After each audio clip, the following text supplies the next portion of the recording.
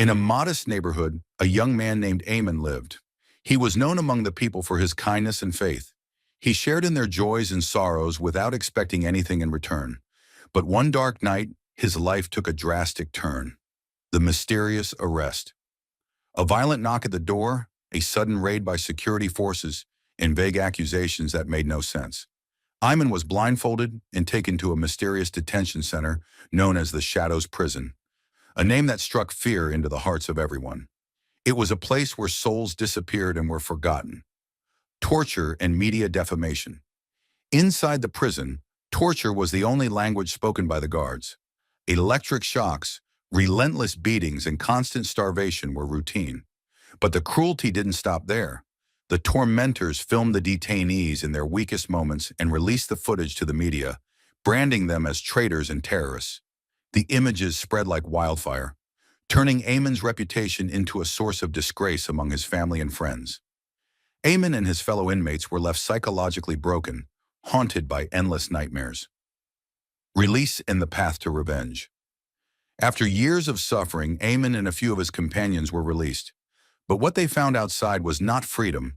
It was a world of anger and hatred. They gathered and made a decision. They would seek revenge on those who wronged them.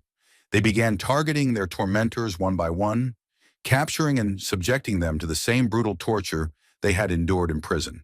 Their actions didn't end there. They recorded their revenge and shared the videos with the world, declaring, "Those who oppress will pay the price." Descending into darkness. Ayman and his group didn't stop with their tormentors. They started targeting anyone they perceived as different or unsupportive of their cause. They became merciless monsters, repeating the same horrors they once endured but with different hands. The new victim's suffering became yet another terrifying spectacle for the media. The tragic end. One day during an operation, a dispute erupted within the group.